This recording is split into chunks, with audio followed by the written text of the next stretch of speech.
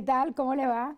Hoy en entrevista especial de Guía Tu Cuerpo vamos a hablar del estrés, que ojo, no es una enfermedad, pero puede desencadenar en otras.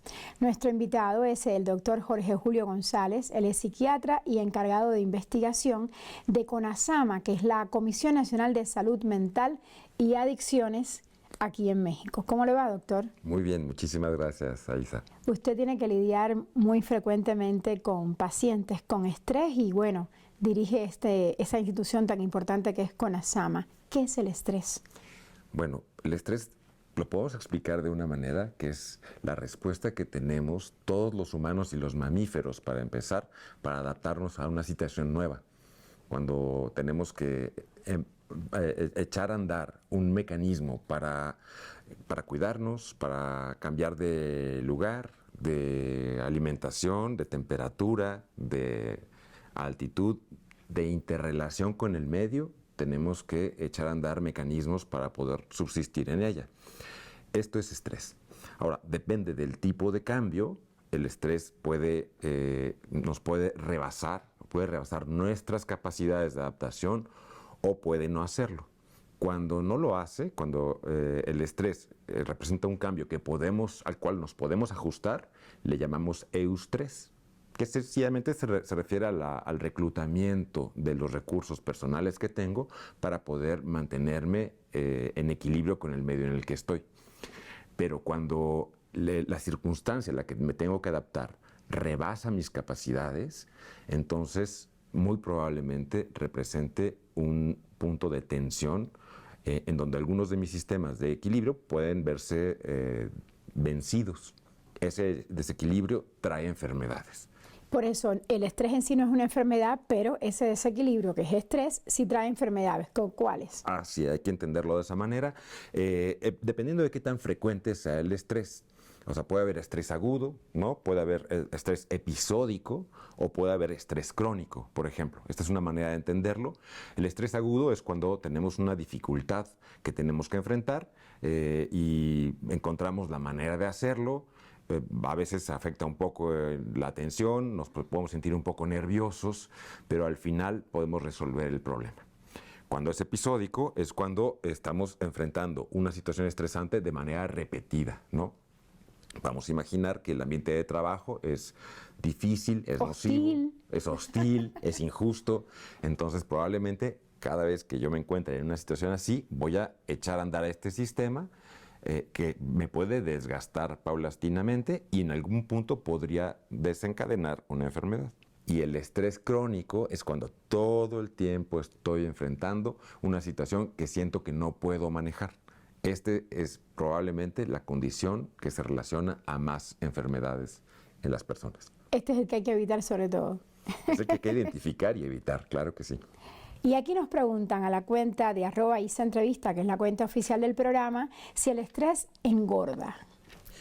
Bueno, el estrés, especialmente el estrés crónico, puede producir incrementos en el cortisol. El cortisol sostenido genera cambios metabólicos a la larga. Una de las consecuencias puede ser que las personas tengan menor energía y estén comiendo más. En algunas personas puede producir incremento de peso, aunque en otras puede producir falta de apetito. Hay diferentes. Depende de la respuestas. persona. Depende de la persona. ¿Y si dispara la glucosa? Una de las condiciones de la respuesta aguda a estrés es que, además de que sube el cortisol, aumenta la glucosa, ciertamente. En la respuesta normal a estrés, esto no es un problema. Nos prepara para poder utilizar este recurso energético y huir, atacar o gestionar muchos de los sistemas orgánicos. Pero cuando es repetido o crónico, puede traer problemas en el metabolismo de la glucosa. ¿Es verdadero o falso que el estrés baja las defensas? Es verdadero, especialmente cuando es crónico, porque la respuesta al estrés de manera crónica hace que los mensajeros químicos de la inflamación se vuelvan proinflamatorios y, por otro lado, que baje la respuesta inmune. Sí, nos hace más vulnerables. ¿Es verdadero o falso que el estrés afecta el ciclo menstrual? Efectivamente afecta el ciclo menstrual, de nuevo cuando se trata de estrés crónico, sostenido.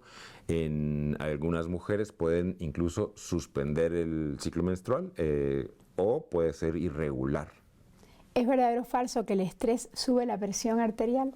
Absolutamente cierto, la respuesta aguda al estrés implica aumento en la frecuencia y en la presión arterial, y uno de los problemas relacionados con el estrés crónico es justamente respuestas de hipertensión. Aunque hay otras tantas causas, pero sí es un factor. ¿Es normal sentir estrés? Es normal sentir estrés en tanto que nos sirve para activarnos y resolver problemas. No es normal experimentar estrés que nos deja sin la capacidad para poder enfrentar una situación o que nos genera problemas orgánicos, dolor de cabeza, gastritis, ansiedad extrema, que no podamos pensar, que no podamos identificar nuestras emociones, que no podamos mantener el autocuidado. ¿Cuándo se convierte el estrés en algo patológico? En ese caso, Efectivamente, se convierte en algo patológico cuando ya no podemos desarrollar alguna de las actividades importantes para nuestra vida cotidiana. El autocuidado, la interacción con los demás, el cuidado de menores si están a nuestro cargo, actividades laborales y en general la interacción social en este mundo humano que es tan complicado. en CONASAMA ustedes tienen, digamos que identificados cuáles son las causas del estrés en la vida normal.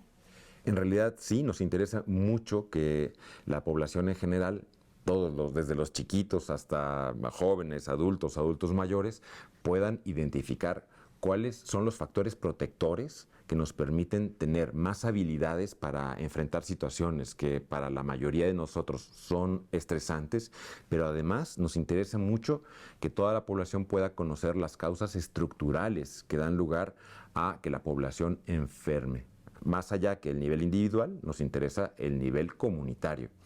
¿Cuáles son los problemas sociales que generan más problemas en salud mental? Ahora, no es hereditario, ¿verdad? Hay un componente que es hereditario, el cual nos puede hacer un poco más vulnerables a ciertas condiciones de estrés. Pero no podríamos decir que el estrés como tal es una condición que se herede. Tiene mucho que ver con el contexto en el que vivimos. ¿Y las relaciones interpersonales también desatan mucho estrés?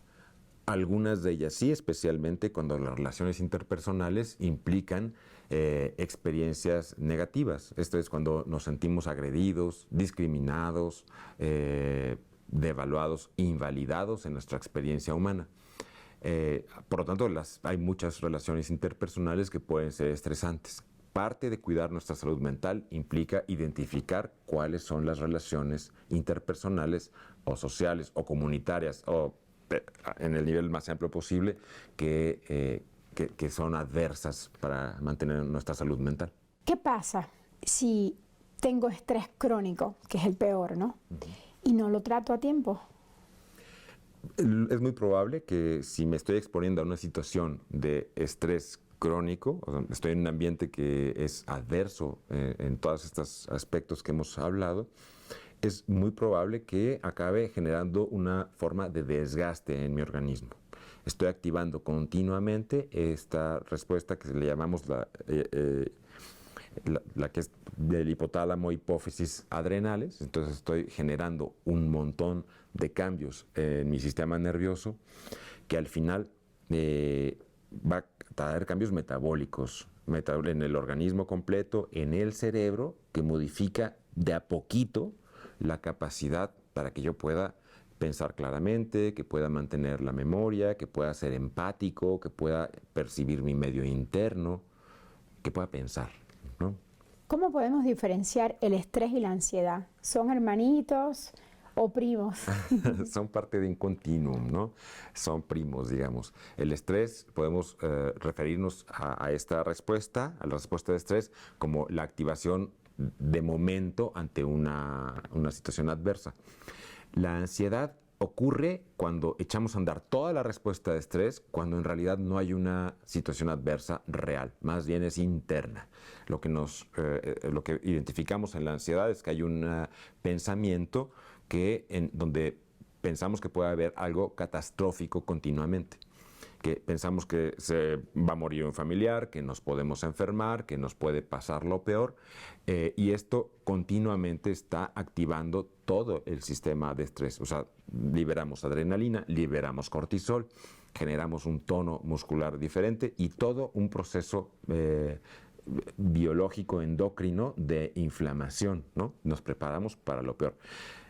Sistemas que están preparados para apagarlo y encenderlo. Cuando se mantiene todo el tiempo activo, pues da lugar a enfermedades. La ansiedad es eso, es una condición patológica en donde no hay un mal al que me deba cuidar de manera específica o real. ¿Hay varias estrategias o una sola para tratar el estrés? Hay muchas estrategias. ¿Sí? Entendiendo el estrés como esta respuesta, especialmente buscamos modular el estrés que es anómalo, el que es nocivo.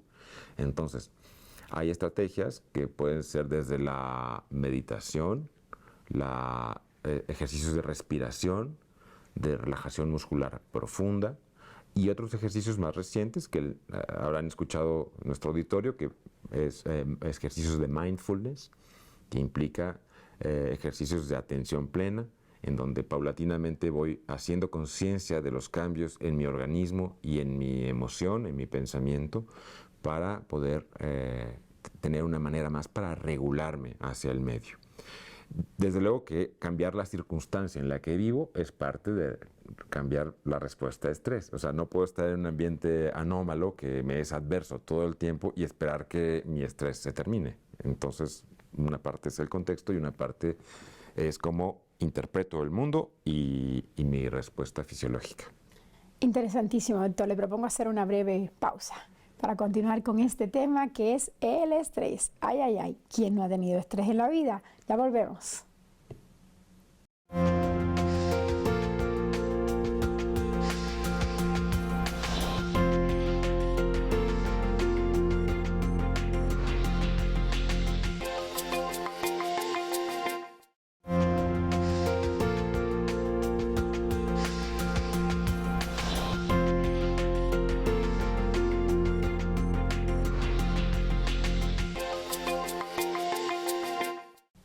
Estamos de vuelta y vamos a seguir esta plática sobre el estrés con el doctor Jorge Julio González, quien es psiquiatra y está encargado del área de investigación de CONASAMA, que es la Comisión Nacional de Salud para las Adicciones y otras cosas.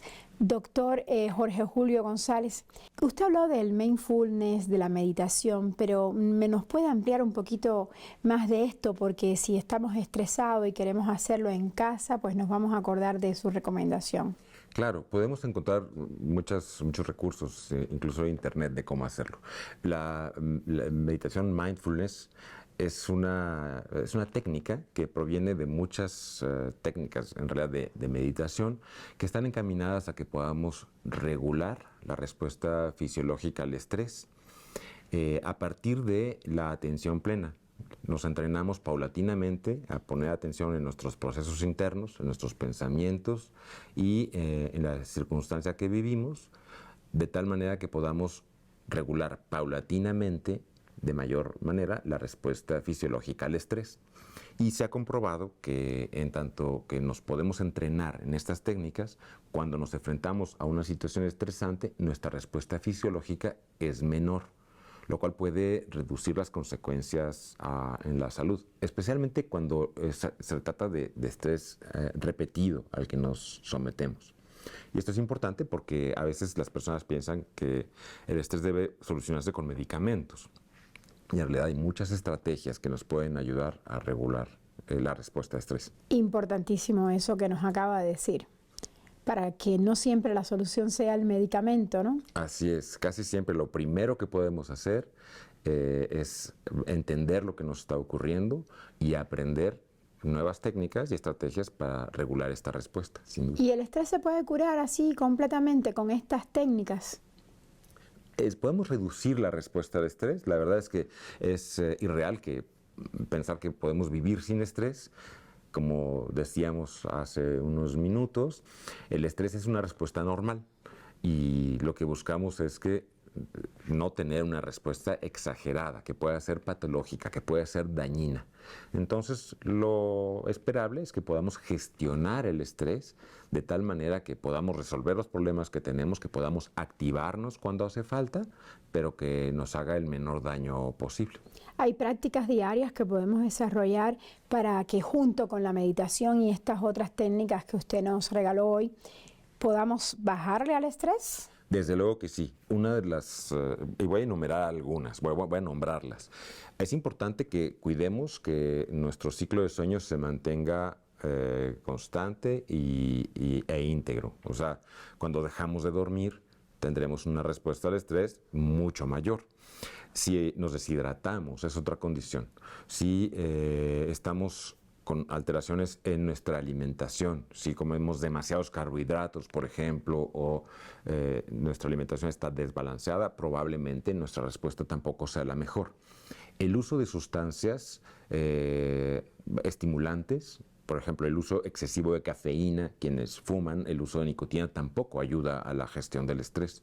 Y desde luego muchas de las sustancias de abuso, de las drogas que son estimulantes, acaban siendo una forma, pues, no solamente poco efectiva, sino que muchas veces participan en que desarrollemos trastornos en donde se experimentan problemas de ansiedad importantes. Hay trastornos inducidos por sustancias que se caracterizan por ansiedad intensa. ¿Y qué tal el ejercicio físico? ¿Qué tanto ayuda a reducir estrés? El ejercicio físico es uno de los elementos fundamentales para la regulación del estrés. En tanto que sea regular, en cuanto que sea un ejercicio que no sea estresante también, porque hay que decirlo, hay formas de hacer ejercicio que puede ser enormemente estresante, pero digamos, ejercicios regulares que estén de acuerdo a nuestras actividades, a nuestra condición de salud, nuestra condición fisiológica, a nuestra edad. Es algo necesario. Sabemos que es uno de los elementos necesarios en nuestra vida para mantener la salud mental. ¿Cómo afecta a los estudiantes el estrés? El estrés en los estudiantes tiene muchas formas y muchos momentos que podemos ver. En los menores, desde luego los que están en etapa escolar, los niños, viven estrés que tiene que ver con la separación de su hogar, con la dinámica que se vive en la escuela, con el estilo pedagógico que pueden encontrar en la escuela, con la integración social y probablemente con el convivir con culturas diferentes también. Vivimos en toda Latinoamérica, nuestros países son multiculturales, hay una diversidad cultural importante. Esto también puede ser, esta fricción cultural puede ser uno de los generadores de estrés. En estudiantes de secundaria o de educación media, probablemente la expectativa que se tenga de la participación social, del desempeño académico, de estas figuras de éxito que se van generando en los medios, en las películas, generan estrés, y actualmente las redes sociales que producen situaciones de comparación social, de expectativas irreales, ¿no? Idealizadas, ¿no? Que a los chicos los estresa terriblemente y les consume muchísimas horas. Claro, y por eso muchos papás recomendamos que solo estén expuestos a las redes sociales, máximo 1 hora. Hay otros que dicen 1 hora a la semana, no 1 hora al día. Todo depende. Definitivamente, una de las recomendaciones más actuales es que privilegiemos la interacción presencial en grupo antes que la interacción digital.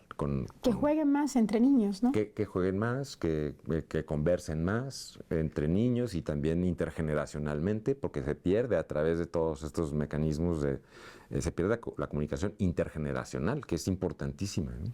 Definitivamente es así. ¿Y la soledad genera estrés? El aislamiento, claro que sí, genera estrés. Lo vivimos recientemente todos en la pandemia por COVID, ¿no? Recordemos cada momento que queríamos ver a nuestros amigos, a nuestros familiares, y no era posible. Que los podíamos ver por medios digitales, pero no es lo mismo.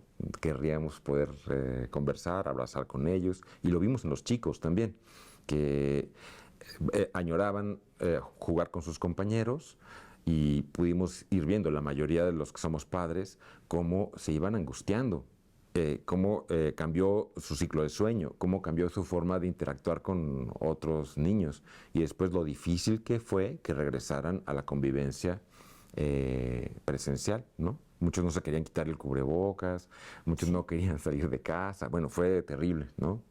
Doctor, ¿y sobre el estrés hay mitos? Hay muchos mitos, desde luego. Hablemos de los mitos para quitarnos de encima estos mitos, digamos, y ver qué es realidad, qué es real o qué no. Creo que es bien importante, primero, que podemos hablar del estrés como esta respuesta natural y identificar cuándo es que se vuelve patológica, cuando se vuelve problemática, ¿no? Otro de los temas puntuales es que muchas personas hablan del estrés como algo que genera enfermedades de manera automática, inmediata. Me dio diabetes porque estoy muy estresado. Pues hay problemas, pero no, la relación no es tan directa, pues, ¿no? Recordemos que el estrés es una respuesta que podemos gestionar, que podemos aprender a gestionar y que debemos colaborar con las demás personas a que lo puedan gestionar. Por ejemplo, a los menores, ¿no? O a la familia. Si encontramos formas de explicar lo que sentimos, de explicar lo que encontramos anómalo en el contexto cotidiano, podemos tener comunicación efectiva que está probado que puede reducir este tipo de respuestas. Mejores formas de comunicación, mejores formas de explicar cuáles son mis vivencias internas, explicar cuáles son las injusticias que siento que vivo en el día a día, finalmente son elementos que aportan a regular mi respuesta a estrés. Nos preguntan en la cuenta de @isaentrevista, ¿qué tan importante es aprender a respirar cuando estamos muy estresados? ¿Es una técnica buena? Definitivamente la respiración es una de las funciones que se altera durante la respuesta a estrés. Muchas de las culturas a lo largo del mundo han mantenido de manera milenaria técnicas para que podamos ser conscientes de la respiración durante momentos que nos son difíciles. A la fecha, desde milenios atrás a la fecha, sabemos que en tanto que podamos mantener una respiración constante y clara y estemos atentos de cuando tenemos alteraciones en la respiración, es uno de los elementos que nos ayuda a regular el estrés. Actualmente hay muchas técnicas de respiración bien establecidas que son parte del entrenamiento, incluso en condiciones patológicas. O sea, quien tiene trastornos de ansiedad, les recomendamos técnicas de respiración para que puedan reducir la respuesta a estrés. Por ejemplo, cuando estamos muy angustiados, podemos hiperventilar, estar respirando muy rápido. Y esto trae cambios fisiológicos que a veces se experimentan como catastróficos. Sentimos que las manos se duermen, que los labios se nos duermen, que nos falta el aire, aumenta la frecuencia cardíaca. Y este es un caso de alcalosis respiratoria que es muy frecuente en situaciones de estrés agudo o en trastornos de ansiedad, en las crisis de angustia o ataques de pánico. Y ahí hay que aprender a respirar. Aprender a respirar es una de las estrategias básicas para regular esta respuesta, sí. ¿Y tomar agua? La hidratación es fundamental. Sabemos que justamente episodios agudos de deshidratación están relacionados con una experiencia de mayor ansiedad, de mayor angustia, de mayor respuesta a estrés, sí. ¿Qué mensaje usted le daría a las personas que hoy viven con muchísimo estrés? ¿Qué les diría? Creo que tenemos que estar conscientes de cómo es que vivimos el estrés, de cómo lo experimentamos, de qué es lo que nos produce el estrés, para que podamos nombrarlo, para que podamos explicarle a nuestra familia, a nuestros compañeros, a nuestro médico que nos atiende de familia. Y desde luego, cuando cuando nos damos cuenta que es difícil de manejar, buscar profesionales que nos puedan proveer de estrategias específicas para evitar problemas a largo plazo. Muchas gracias, doctor Jorge Julio González. Ha sido un gusto tenerlo hoy aquí para hablar de estrés, algo de lo que, como ya hemos dicho, nadie se escapa. Todos los padecemos en algún momento del día o de la vida. Muchísimas gracias, claro que sí, así es. Gracias. Definitivamente hay que tratar de vivir sin estrés porque, ya escucharon, puede afectar el cuerpo, los pensamientos, el comportamiento y caray, también los sentimientos. Así que mejor sin estrés. Espero que el programa haya sido de utilidad y que su día sea maravilloso. Los veo la otra semana para seguir hablando de cómo cuidar nuestro cuerpo.